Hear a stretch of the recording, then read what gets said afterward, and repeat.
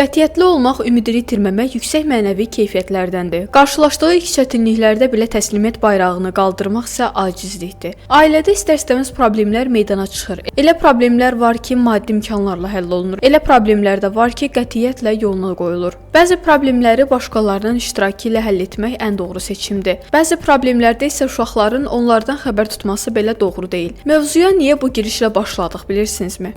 Uşaqları gələcək ailə həyatına hazırlamaq üçün ümid və inam qətiyyətin tərkib hissələridir. Bu hissi övladlarına aşılamaq və qətiyyətli övladlar yetişdirmək hər bir valideynin həm arzusu, həm də borcudur. Bir həqiqəti bildirmək istəyirik ki, siz bir işə nə qədər çox hazırlaşsanız, nə qədər çox alın tər töksəniz, o iş sizin üçün o qədər asan olar. Sizə bir misal vermək istəyirik. Yəqin ki, Titanic filminə baxmısınız. Həmin filmdə bir epizod var. Gəmi batmaq üzrədir. Oğlan ağzı bağlı bir yerdə qalıb və qız onu xilas etmək üçün çırpınır. Bu vaxt qız bir yerdən balta tapır və var gücü ilə suyun dibinə dalır. Sonra da cəmi bir zərbə imkanını o qədər dəqiq yerinə yetirir ki, qapı açılır və oğlan xilas olur. Bu epizod əslində ümid və qətiyyət mövzusunda çox təsirli bir mənzərədir. Əlbəttə ki, hadisələr boğulmaq təhlükəsi olan bir yerdə cərəyan etdiyi və bir saniyənin belə böyük əhəmiyyət kəsb etdiyi üçün. Demək istədiyimiz odur ki, siz həmişə istədiyinizdə doğru olsanız, istədiyinizdə haqlı olsanız, riyakarlıq, haqsızlıq ağlınızdan belə keçməsin. Əmin olun ki, onda o istədiyinizi Allah sizin üçün asanlaşdırar. Hər kəsdən ümidini kəsmək, hər kəs haqqında qara düşünmək, başqalarına qarşı haqsızlıq, özünüzə qarşı isə zülmdür. Könül ərbabları ümid ən sonunda ölür deyirlər. Ümidsiz könül işıqsız dünya kimidir.